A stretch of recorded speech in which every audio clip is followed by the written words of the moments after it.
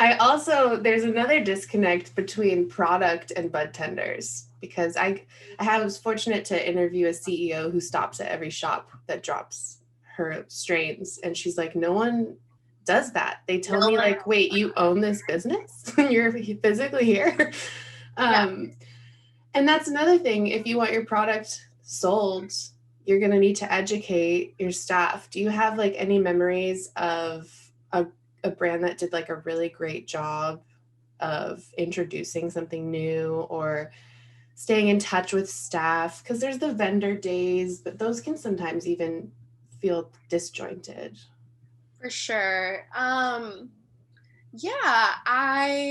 trying to think like which brands come to mind just immediately. I do remember actually Moxie coming in, and they had a great marketing team.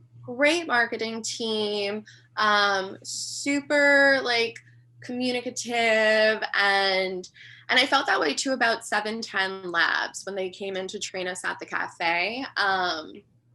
Just people who really cared about the bud tenders education and like had gone the extra step into making it not only informative but fun, and that was something that I always appreciate as a bud tender, and having like separate bud tender trainings with the brands. When I worked as a brand ambassador for Caliva, they were also really good about sending us out to do these bud tender trainings and just to sit with the staff and be like, okay, what questions do you have? That is very smart. I only worked retail in California in 215 medical days.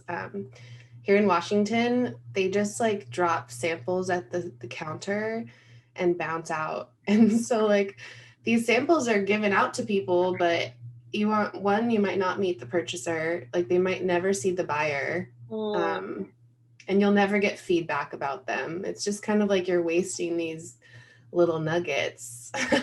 And when I sold shoes, like we had demos like that. Yeah, it was a shoe salesman in high school. But when I sold shoes, like that was so helpful. Like it makes you a better salesperson to get a demo from an actual person who works at the brand. So yeah, other states should definitely adopt that model. Yeah, I mean, it's just like, I feel like they say in retail, like 70% of your sales comes from 30% of your clients. So it's like, I would assume it's kind of the same thing when it's, a B2B situation as well. You Absolutely want to make an effort.